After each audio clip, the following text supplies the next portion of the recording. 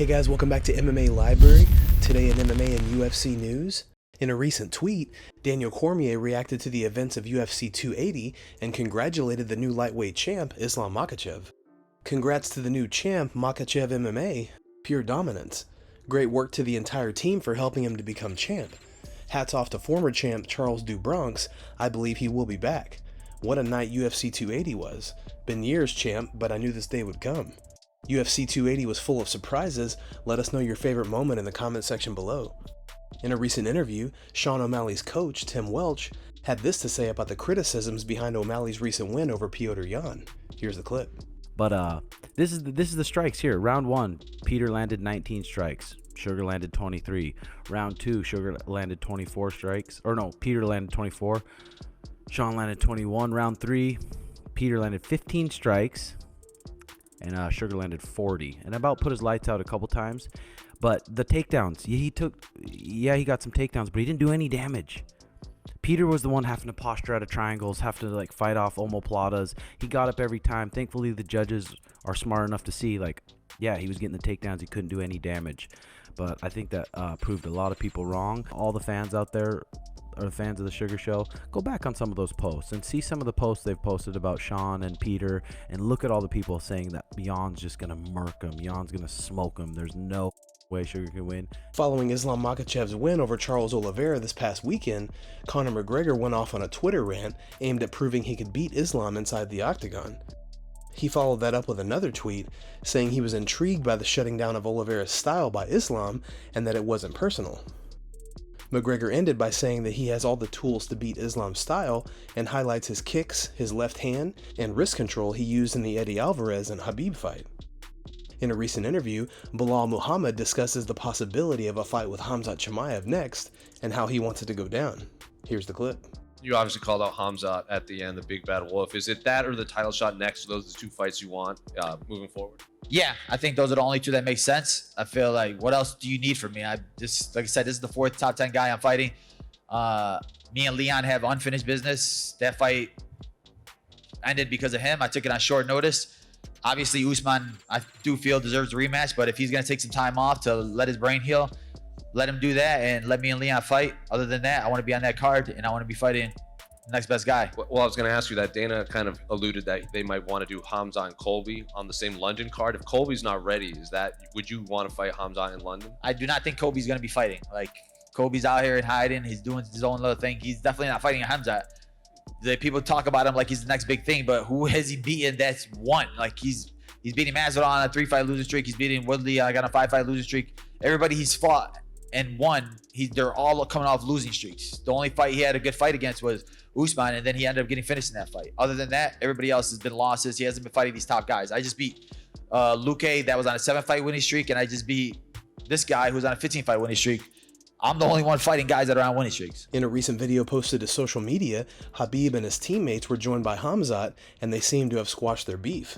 What happened yesterday does not show us well. Neither me, nor Khamzat, nor Abu Bakr. To tell the truth, we are tired of this nonsense. Here we are gathered as brothers, talking to each other, and we apologized to each other and hugged. I hope that in the future, we will only gather and fight for good reasons. That was today. Islam won the belt at first, the next one is very close for Khamzat. And Khamzat let us all get together, so when Khamzat wins the belt, it's not for the showing off, not for conversation, that we are going to celebrate. We will celebrate our new champion. Aljamain Sterling gives his opinion on the Petr Yan versus Sean O'Malley fight. Here's the clip. Did you manage to catch Yan versus O'Malley? And if so, what did you think of it? I got to watch it. It was an exciting fight, I thought. I mean, a lot of questions were answered. I know Yan is good already. He's great pressure, and he does a great job of lining you up. He caught O'Malley the same way he caught me with that cross in that first round and sat me down. O'Malley was able to tangle him up and survive. Good on him. And my question mark for O'Malley was, how tough is he? Like, he's the hammer, and he always looks good when he's dribbling the basketball in there. But when someone actually can inflict a little pain on him, how's he going to do? And Yan is a tough dude. He's not going to go away. He landed a brilliant knee, step-in knee that Yan always covers up. I try to capitalize on that. Hopefully, I was trying to do something similar, but he landed it pinpoint. And he had a great fight. That first round came down to the first round the same way it came down to the first round with my fight with Yan. So it's It's an interesting time in this bantamweight division. There's so many options. I thought O'Malley did his thing. He looked good. I thought Yan did his thing. He looked good as well. It was a very competitive fight. O'Malley showed that he belongs. On a recent episode of the Weighing In podcast, Big John and Josh discussed the recently announced middleweight bout between Paulo Costa and Robert Whittaker. This, to me, is a fantastic fight. Is this fight going to be at 185? Yes, Yeah, middleweight bout. It is middleweight. Okay. Yep. I think it's a fantastic fight. I think Whittaker has the nod, though. Whittaker is defensively and on the stand-up, defensively savvy on the stand-up. He's very tight with his stand-up. Paulo Costa is very wide with his stand-up. I don't think Whittaker's going to try to take him down, but I think he will threaten one here and there. But, I don't think he's going to make it a focus to try to get him down. I think Whittaker's taken a lot away from that fight with Rockhold with Paulo Costa and been like, hey, we're seeing glimpses of the old Paulo Costa, the one that fought Yoel Romero, but you're not quite there yet. So this is a good opportunity for me to get another win over you, or for me to get a win over you. And but then what does he do? John, what does he do? He keeps knocking down the contenders. What does he do? Well, let's just be honest. He's in that position right now that it's tough because he's got a guy in Israel Adesanya that is sitting there at the top that he's had 2 fights against. He had a good second fight with him, but Israel won it.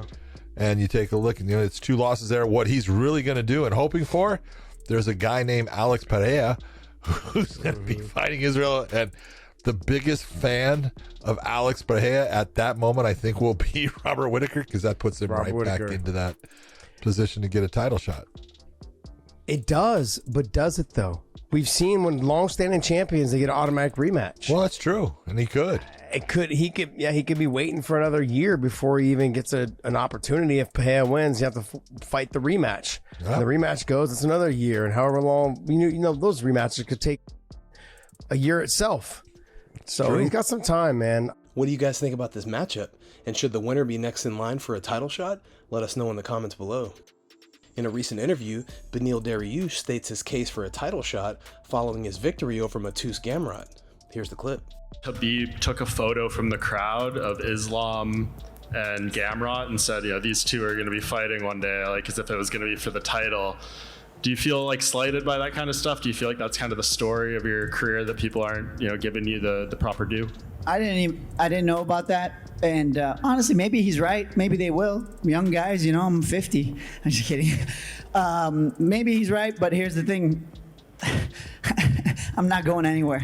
I will beat down whoever I need to beat down, and they could circle that belt around me all they want. They could try to avoid me all they want, but my day will come, and what God has planned, no one will stop. And I know you said you're not a beggar and you won't do that, but where is the line between begging and asking for what you feel you deserve? Listen, if that didn't do it, what else can I do? If that performance, beating a guy like Gamrot, who some say he's undefeated, and he was undefeated coming into this fight, like beating a guy like that, obviously I didn't finish him. He's a lot tougher than I thought. I got kind of close in the last round, but if that's not the proper way to ask, I need somebody to tell me how I should be asking, how I'm doing this wrong. Because if we're talking about merit, I don't think there's anybody else. Chael Sonnen gives us an update on why he believes we won't see Justin Gaethje inside the octagon until next year. I love when Justin Gaethje does an interview. You know how everybody says they love the Diaz brothers? You go, okay, well, why do you love the Diaz brothers? And the answer is because they're real. But I'm going to use that same expression, put it on Justin Gaethje. So now Gaethje's doing another interview. He says, I don't want to fight until next year. Now, most guys that don't want to fight until next year are going to piss me off instantly. I'm going to ignore them. But it was different when Gaethje did this interview. He said Islam and Charles are going to fight, and the loser is going to have to fight somebody. He was talking about himself. Then he went further and he said Poirier and Chandler are going to fight, and whoever wins that fight is going to have to fight somebody, and he was talking about himself. You sense the toughness. He's not looking for something easy to do. And when Gaethje weighed in, right, I was telling you that he's in a very interesting situation, whereas he's under the same umbrella, at least management-wise, as Islam. But he didn't come up and just tickle Islam's balls. He's then been in there with Charles Oliveira. I've heard 6 fighters now, 6 155-pounders have weighed in on this fight. Only one has taken Islam officially, and that's Gaethje. This is the first time. That surprises me. Guys, thanks so much for checking out the video. If you like the content we do here on this channel, don't forget to like and subscribe to MMA Library for all the latest MMA and UFC news. We'll see you in the next video.